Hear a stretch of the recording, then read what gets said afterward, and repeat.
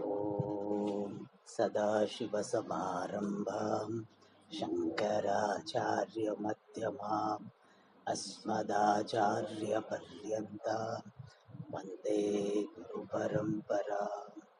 ॐ सहना भवतु सहनौ भुनक्तु सह वीर्यं करवावहै तेजस्विनावधीतमस्तु मा विद्विषावहै। ॐ शान्ति शान्ति शान्ति। ॐ पार्थाय प्रतिबोधितां भगवता नारायणेन स्वयं व्यासेन ग्रथितां पुराणमुनिना मध्ये महाभारतम् अद्वैतामृतवर्षिणीं भगवतीम् अष्टादशाध्यायिनीम् अम्ब त्वामनुसन्दधामि भगवद्गीते भवद्वेषिणीम्। यं ब्रह्मा वरुणेन्द्ररुद्रमरुतः स्तुन्वन्ति दिव्यैस्तवैः वेदैः साङ्गपदक्रमोपनिषदैः गायन्ति यं सामगाः। ध्यानावस्थिततद्गतेन मनसा पश्यन्ति यं योगिनः यस्यान्तं न विदुः सुरासुरगणाः देवाय तस्मै।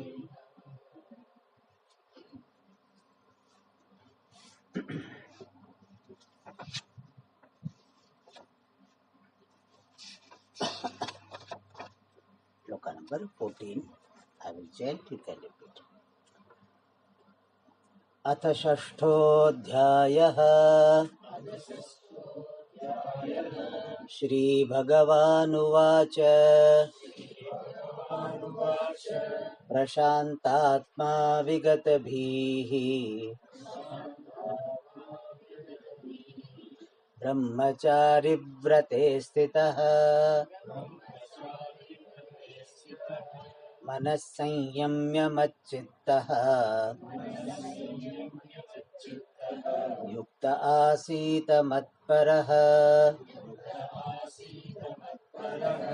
युञ्जन्नेवं सदात्मानं योगी नियतमानसः शान्तिं निर्वाणपरमां मत्संस्थामधिगच्छति नात्यस्ततस्तु योगोऽस्ति न चैकान्तमनश्नतः न चाति स्वप्नशीलस्य जाग्रतो नैव चार्जुन।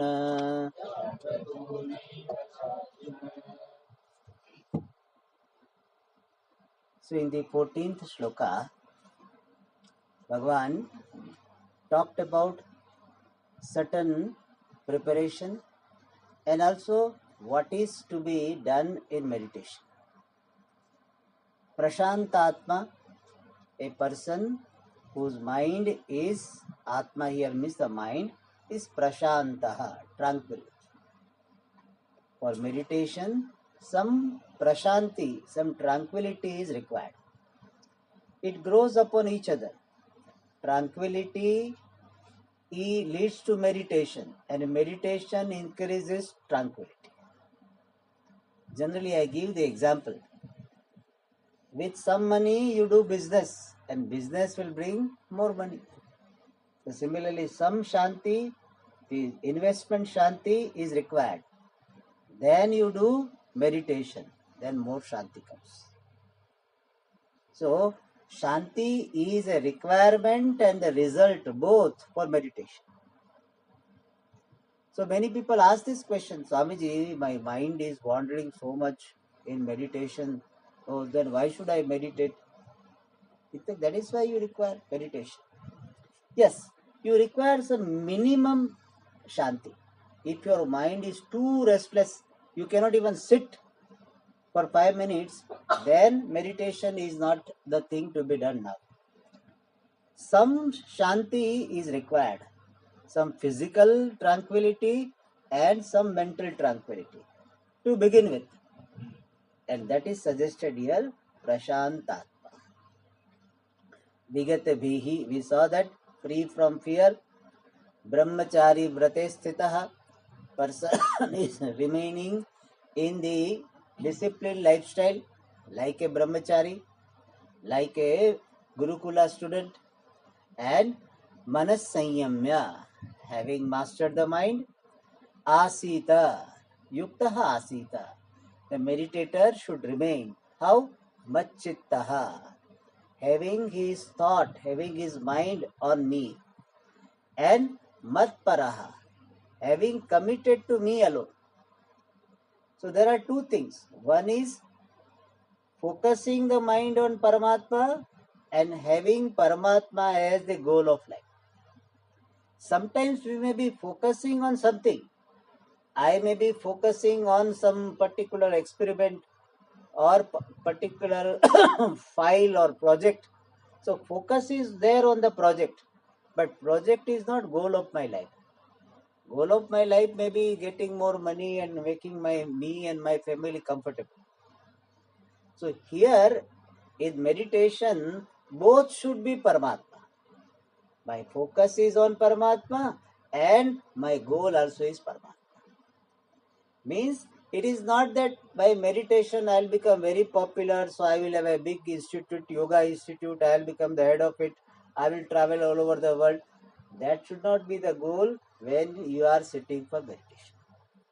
So my focus and my goal, the focus of the mind and the goal set in the mind are one and the same, Paramatma. Because otherwise what will happen? If your commitment is there on something else, then itself will become a source for distraction. When you are thinking that let me do meditation so that I will become a very popular yogi and people will come and invite me all over the world, then your thought will go to that. Which country I will start with? Who will invite me? And what will be the charges I will keep? Will I keep it free or charge? What will be the charge? All these thoughts will come. So therefore it is important that my goal also is Paramatma. By this meditation, I do not want anything else. I want to just be in Paramatma, abide in Paramatma, abide in the understanding of Paramatma. That is called Matparaha. And then, what is the outcome? Yunjan Nevam Sadatpanam. Engaging the mind all the time. Yogi, the meditator, who has Niyata Manasaha, who has disciplined mind, Adhigachati, he attains Shantim. Which Shanti means peace. What type of peace? Nirvana Paramam. Culminating into Nirvana. Complete freedom. Videha Mukti. Which is Mat Sansam. Which is abiding in me. Which is my nature. So a person attains the Shanti which is one's own nature. It is not the Shanti which is subject to coming and going. It is abiding Shanti which is the nature of Atma. I am just revising for those who have not listened to the last. Now from the 16th shloka, so 16th and 17th, two shlokas are again talking about this Bahiranga sadhana, indirectly contributing sadhanas. They are called Bahiranga sadhanas. For contemplation, two shlokas are given as Bahiranga sadhana, the indirectly contributing sadhanas. And what is that? Moderation in everything. They call it golden path, golden mean. Means have moderation in whatever you do. And what is that? Ati ashnataha yogaha nasti. So Bhagavan wants to emphasize the necessity of moderation in yoga in two ways. If moderation is not there, meditation will not be successful. If moderation is there, meditation will be successful. So first he says, if it is not there, meditation will not be successful. That he says, ati ashnataha yogaha na asti. A person who is eating too much, more than required for the body, for that person meditation is not possible. Successful meditation will not be possible. Because a person eats more, there will be heaviness in the stomach, and therefore our meditation will not be possible. Or because of eating too much, there will be indigestion problem, and with that, this meditation will not be possible. Meditation, we require this mind to work, and if you are eating too much, then our Madhya Pradesh, that our stomach will be more active. Our Uttar Pradesh should be more active in meditation, but instead of that, Madhya Pradesh will become more active. And therefore, ati ashnataha, for a person who is eating too much, yogaha nasti. So one needs to have relative vairagya for eating. I eat because it is a necessity. So for a meditator, food is a necessity. Like what? Like medicine. Medicine you don't eat just because you like it. It's like cup syrup, you like it so much.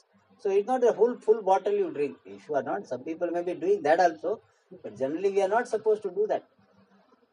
Medicine we eat, we take to the extent it is required, to the extent it is prescribed. Therefore, food should be taken like medicine. So he said, that's what somebody said. Food should be taken like medicine. Otherwise, medicine you will take like food. So better you take food like meditation. So ati ashnataha yogaha na asti. Ekantam anashnataha. Other extreme. Not eating at all means most of the days doing upavasa only. In Gujarati they call it upavasi jiv. So upavasi jiv, that all the time, today is Monday, today is Thursday, today is Ekadashi, today is Skanda Shashti, today is Purnima, something will be there. So if a person is doing too much upavasa, then also meditation will not be possible. Why? Because a person doesn't have enough energy. Our brain also requires a lot of energy. Brain takes, compared to its size, it takes lot of energy. Some percentage, very heavy percentage of energy is consumed by the brain. Brain is like a raja, so he acts like that. So lion's share it takes from whatever energy our body gets, from that very big chunk.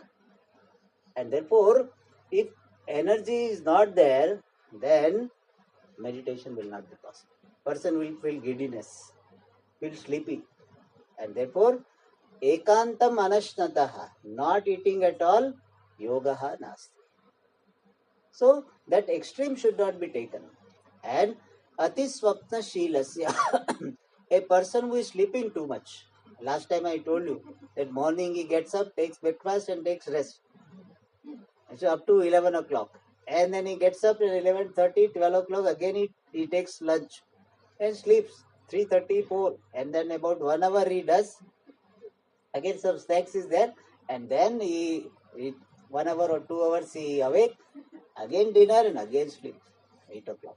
So one who is ati swapnashila, one who sleeps too much, for that person also yoga is not there. Why? Because sleeping too much is an indicative and encouragement to tamoguna, dullness.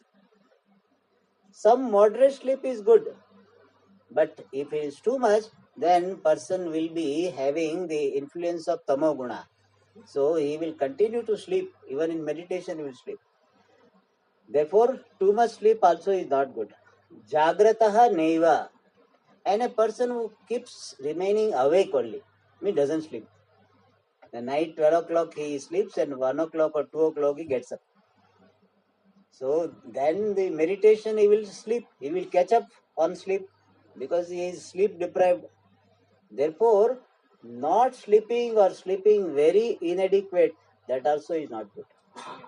So one has to have moderation in sleeping, moderation in eating, Now people will ask this, Swamiji, moderation means what? Because generally people will think that I am eating what I need only. People will always see, our railway, they write, travel light. Means you take less luggage. Don't bring so much luggage. That's what railway has been telling. But everybody thinks what? I am traveling light only. Only 6 bags are there. One person was some years ago, about 25, 30 years ago, when from Bangalore I came to Coimbatore to our this ashram. So one person was coming for 6 months course, some years ago, not now, 25. Then how many bags were there? 6 bags were there. So she said, Swamiji, 6 months course is there, so 6 bags are required. No, thank God she did not come for 1 year course. So what will happen? So everybody thinks what? I am traveling light. Similarly, everybody will think what?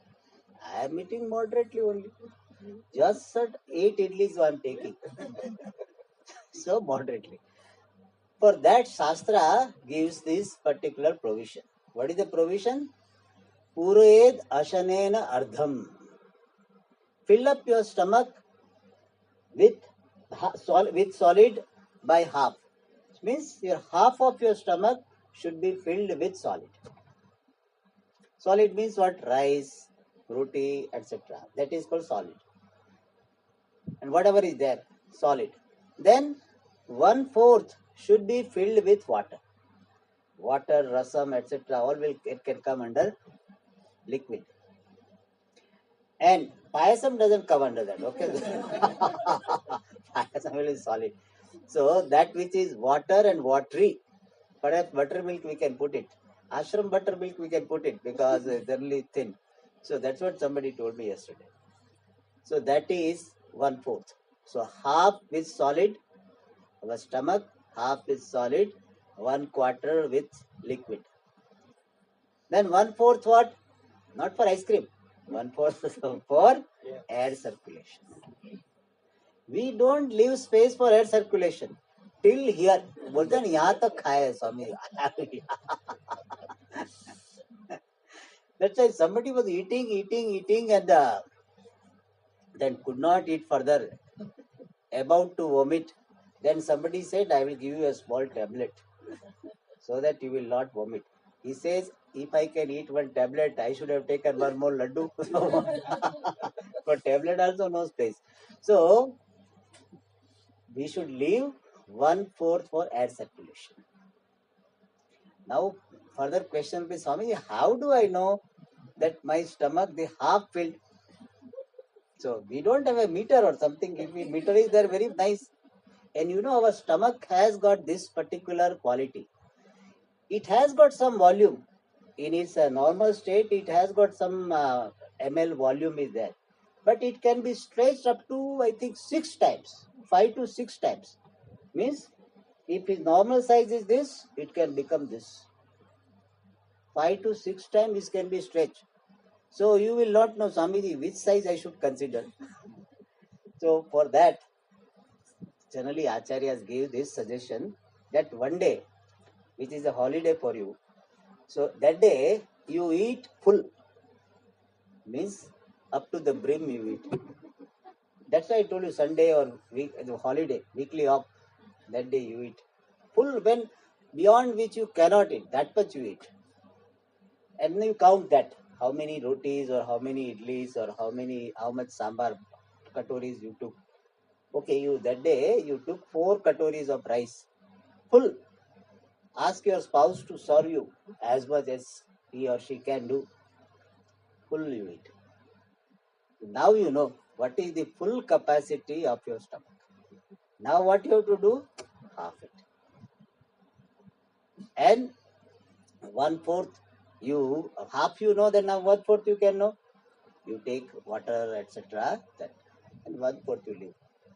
Another guideline is that when you can take one more help, that time you should get up. Means when you think that still I can have 2 more idlis, that time you get up. So one more help, you get up. One Swamiji nicely says, जब आपको मीठी मीठी ये भूख रहे तब उठ जाइए. Means when you have got hunger, but that what type of hunger? Mild hunger. Means you have that, yes, I can take one more, I can take two more. That time you get up. Very difficult. For regular diet, we can do this. But when some favorite feast is there, in Hindi they call bada khana. So when there is a military, I think they call bada khana. So when there is a bada khana, that time also you have to get up. So that is called moderation of food. And if you really want to follow moderation, you will know it. It is not that we have got ignorance. I have given this method, you try to follow and you will get some idea. It is not that accurately 50 is 49 plus 1%, not that. But in general, half. So you can take one more help. That time you get up. That is a moderation in food. What about sleep? It depends. Depends upon your age, depends upon your lifestyle. Generally, they say 6 to 7 hours. And according to some 7 to 8, 7 hours, 6 to 7 hours, sleep is good enough for a person. But some people, as you grow older, they say you require less sleep. And meditators require further less sleep. When you progress in meditation, then your sattva guna is so high that you don't require big sleep. So there are some yogis who sleep for 3-4 hours. That is good enough for them. And also it depends upon the quality of sleep. Some people have got disturbed sleep, so they require more sleep. If you get very undisturbed sleep, good quality sleep, then you don't require more than 5 to 6 hours. The idea is that when you get up, you should be fresh. When you get up, then you should be able to say Prataspara Mirudhi Sanspura, and you are able to do it. That time you don't feel sleepy. You don't feel like going back to sleep. That is called your sleep completion. So when you get up, there is fresh. Some people say, Swamiji, whenever I get up, I am not fresh. It is because of disturbed sleep. So you work on that. Take care of all factors which will give you good sleep. If you require 2 pillows, use 2 pillows. You require 1 pillow, 1 pillow. 3 pillows, 3 pillows. In fact, there is some Buddhist monk says 4, 5 pillows. Let all your parts of the body be rested by pillows. That also is a style. If that suits you, do it. Some people have got accurate that window, it should be like a 50 degree, 60 degree open only it should be. If it is less open also, you will not get sleep. Full open also not get sleep. Whatever required. Give enough care for getting good sleep. Because the quality of sleep will decide the quality of your meditation. It has got impact. If your sleep is good, your meditation will be of good quality, fresh. If your sleep is not good, then you will catch up on sleep during meditation. Therefore, give all necessary care to yourself to get good sleep. Sleep is very important. But now our doctors are also telling that for your health also, sleep is very important. Our healing and all those things, sleep, everything, sleep. Now I got there sleep clinics. Have you heard about that? There are sleep clinics. India, I don't know, but in US and all, sleep clinics are there. So it is so important. All right. Then, now in the next shloka, Bhagavan is putting this idea in a positive language. Yuktahara viharasya yuktacheshtasya karmasu yuktaswapnavabodhasya yogo bhavati dukkhaha. So now he is emphasizing the moderation in positive language. Earlier what was said? If moderation is not there, yoga, meditation will not be possible or will not be successful. Now he says if moderation is there, meditation will be successful. That he says, Yuktahara viharasya. A person who is yukta ahara, having moderate food. Vihara means movement. For a person who is having moderate eating and moderate movement, walking, etc., for that person, yogo bhavati dukkha. For that person, meditation will become remover of dukkha, means effective. If there is a moderation in eating and in the movement, then yoga will become dukkha, means will be effective. What is the meaning of vihara yukta? Vihara means movement. So every day, everybody should give some exercise to the body. And one exercise is walking. They say walking is the best exercise. So person should walk. But that walking should be in moderation. Some people walk only 500 meters, that's all. Whole day, maximum they use is maybe they are going to dining hall or washroom, etc. That was only their walk. Otherwise, for TV watching also now remote control is there. So they don't have to get up. And if remote control by chance is somewhere else, then this person will wait for somebody to come. He will not get up. Let somebody come and bowl a remote control. So remote control also he will not go to take. So that person is walking very less. And when you walk less, it affects the mind also. Now science has found out there is a connection between the exercise and your ability of the mind. If you do less exercise, your mind will become lazy. If your body is lazy, your mind also will be lazy. So even for your mental ability, mental agility, also you require some exercise, walking. Vihara means walking.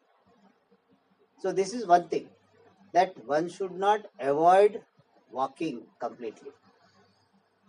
At the same time, some people, they are very fond of walking. Almost every day they would like to do marathon. So that also is not correct. In Shastra it is said, yojanat na param gachet. So one should not walk beyond one yojana. One yojana means about, according to one calculation, 4 or 5 miles. So more than that, we should not walk. Every day, maximum 5 miles. So 4 or 5 miles you walk, it is good. Miles means about 9 kilometers. More than that, you should not walk. Yojanat na param gachet. See, our Shastra, so much thoroughness is there, that everything has been analyzed, and they have come to some figure also. Yojanat na param gachet. So minimum 2-3 kilometers, maximum 9 kilometers, 8 to 9. Beyond, in between you walk. Not less, not more. So that person is called Yuktahara Vihara. Yukta Cheshta. Cheshta means activity. Or activity also should be moderate. Some people are workaholics. Means they get up and night they will be doing activity. They cannot sit quietly. They are workaholics. That also is not correct. And some people don't do anything. For everything, small thing also they will depend. Where are my clothes? Where are my shoes? They so lazy. So they don't do any activity. That also is not proper, and remaining so much busy with the activities is not proper for meditation. If meditation is going to be your main occupation, then you need to reduce your activity, but you should not stop your activities. Some physical activity should be there, but at the same time, it should not be overdone. And yukta swapnava bodhasya. A person who has got yukta means moderate, swapna means sleep, and avabodha means waking. A person who has got moderate sleep and moderate waking, for that person, yogo bhavati dukkha. For that person only, yoga is successful. So one should use all the organs appropriately. Should not stop using, should not overuse them. There should be moderation. And how do we decide moderation? Whatever is required for the maintenance of the body, that much we do. Whatever is required for maintenance of body and mind and organs, that much activities we do.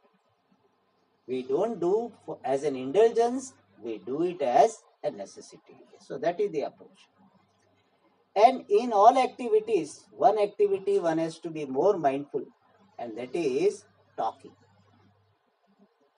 Talking too much is becomes an obstacle in meditation. More you talk, more you extrovert you become.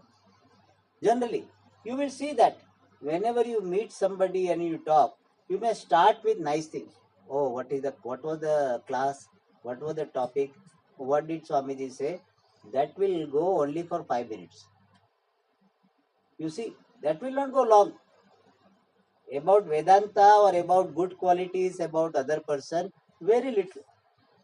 Then you start. Oh, but in ashram, that is there, that problem is there. You don't know. And then there's a very threadbare analysis. Why ashram is like this? What ashram should do? They should take advice from people like us. So this gossiping, etc., that will be taking more time. This is a very, very, what is called interesting psychological fact, that when you talk about people, you talk very little about good things in people. Generally, you see, when you talk good things about people, it will be lasting for 5-10 minutes. But when you talk about these minus points, some negatives, it will go for hours together. You don't know how time passed. You were feeling bored and you start gossiping. Nowadays, phone also is there. You start gossiping. And they call what? Juicy gossip. They use the word juicy gossip. That juicy gossip is a big obstacle in meditation. Therefore, our vak, our tongue, talking tongue and eating tongue, tasting tongue. Tongue is to be mastered. In Bhagavatam it is said, one who has mastered the tongue has mastered the whole world. So talking tongue and tasting tongue, that tongue is to be mastered. One who has mastered the tongue, for him or her, meditation will be effective. Now, in the next shloka, Bhagavan is talking about the nature of meditation. What exactly meditation is? Yada viniyatam chittam atmanyevavatisthate nispruhah sarvakamebhyah yukta ityuchyate tada. So it is said, yada, when, chittam, the mind, which is viniyatam. Viniyatam means disciplined, withdrawn from all external things. That mind, avatisthate, abides. Abides in what? Atmani eva, in the self alone. And then, tada, then, when the mind of a person remains in Atma, then yuktaha uchyate, that person is called a successful meditator.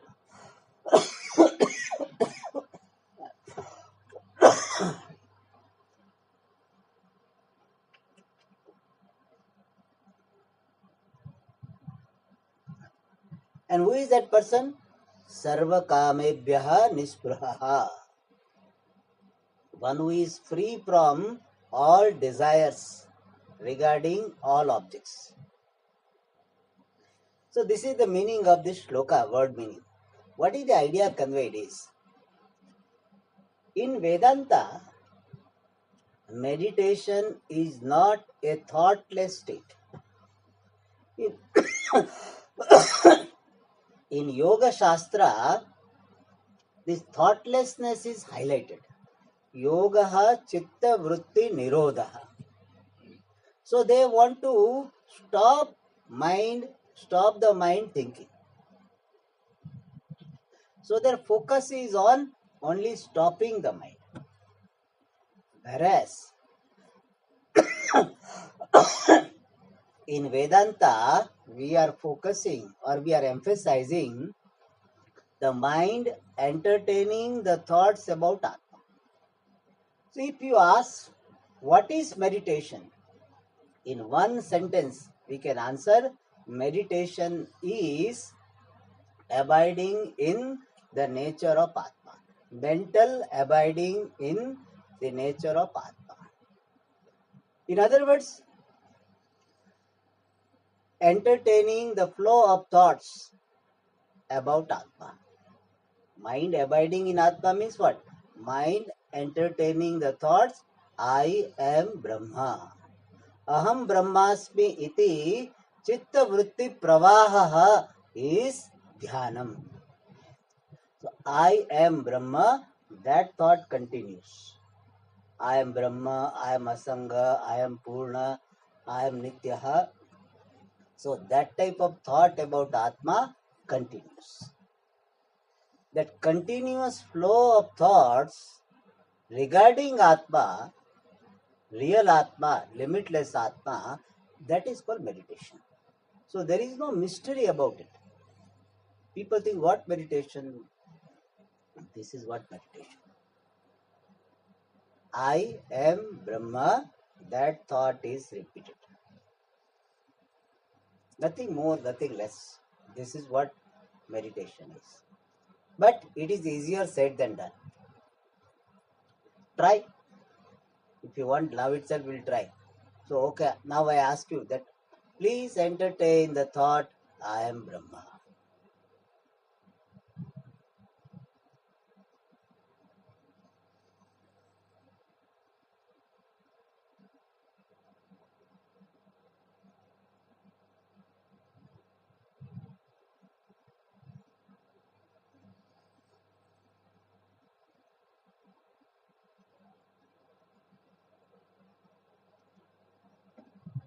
So good, some of you must have tried, and some of them already thinking when Swamiji will announce. And I also had started thinking when I have to stop. So, so not only you, because I am now here as a teacher. So it must have, we have done only for maybe 30 seconds or 45 seconds.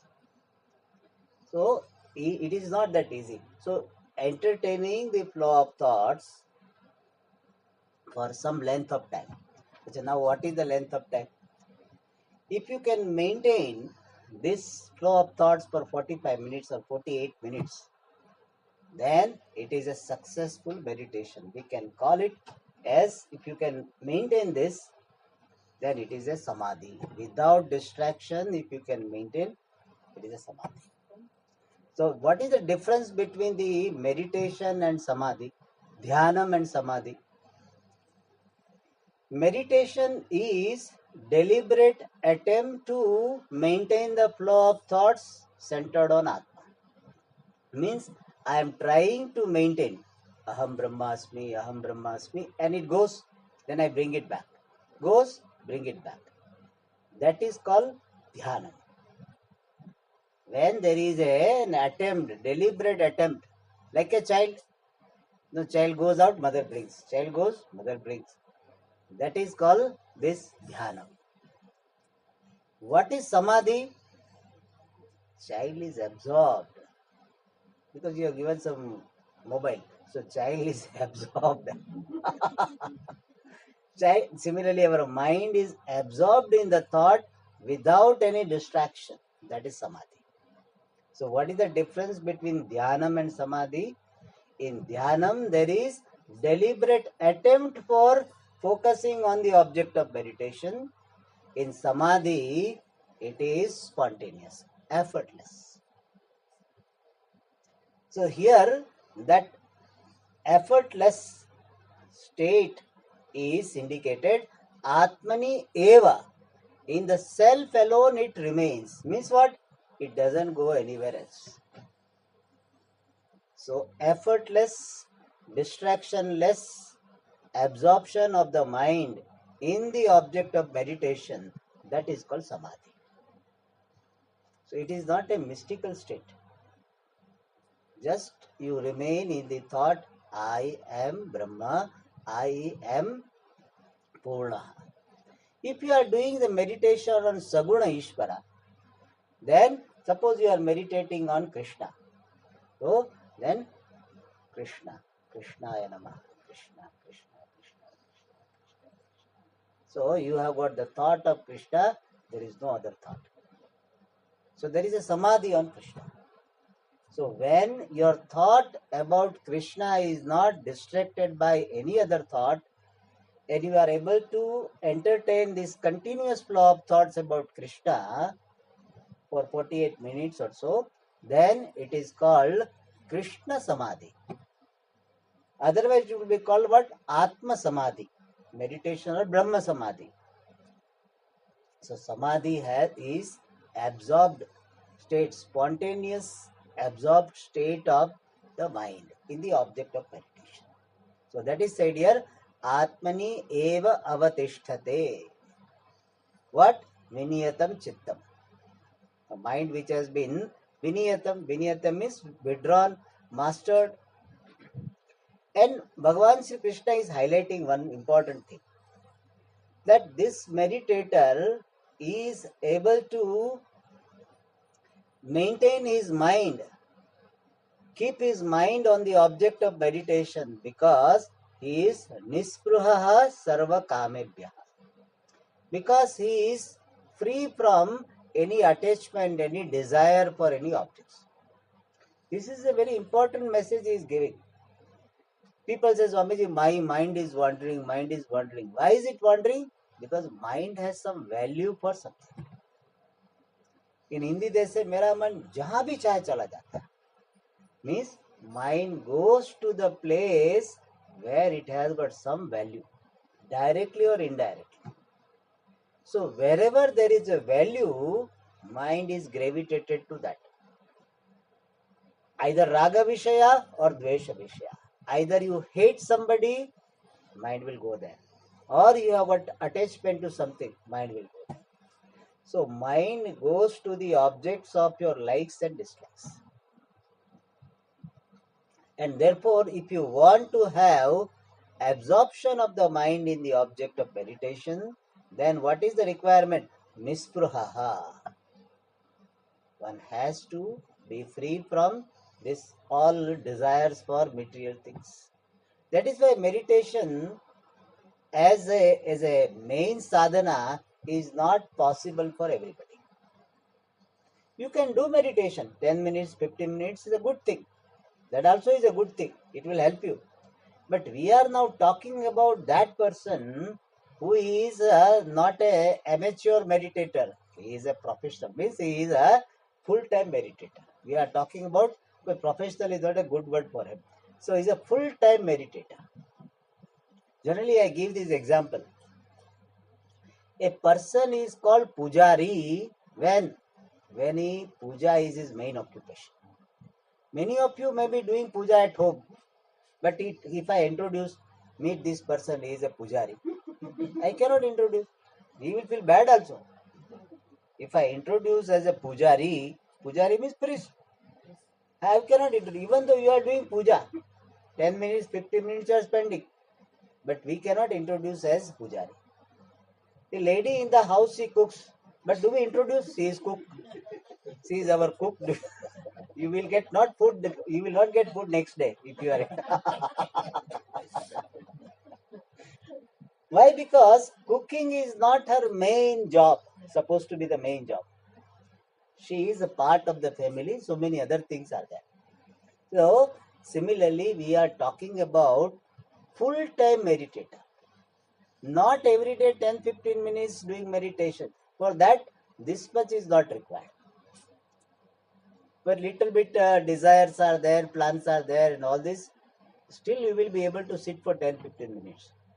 But if you want long hours of meditation, many times we visualize, how nice I am in Himalayas and meditating, how nice it would be for hours together, how nice it would be.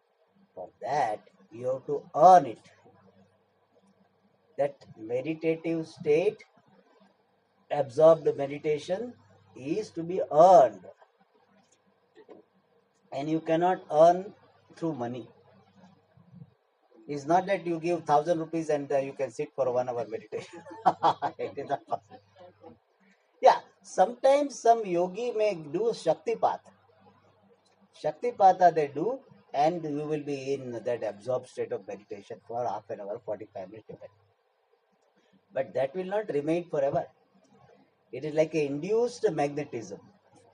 Induced means it will remain for some time. Afterwards, when the main magnet goes away, it will go away. So this real meditation, which is earned by our lot of effort, that is talked about here. And Bhagavan says meditation is remaining in your swarupa, in your own true nature. So if simple definition of meditation we can say is, meditation is remaining at home. What is your true home? Satchidananda. So remaining at home, remaining in yourself, remaining as yourself is meditation. Just you are just yourself. Now what is happening? You are a karta, you are a bhokta, you are a father, you are a mother, you are a husband, wife, son, daughter, student, teacher. So many, tags are there. Encumbrance is there. So remaining encumbrance free is meditation. No additional tags. I just am without any limitations. That remaining in one's true nature, that is called samadhi. More about this we'll see in the next class. Om Purnamada Purnamidam Purnat Purnamudachyate Purnasya Purnamadaya Purnameva Vashishyate. Om Shanti Shanti Shanti.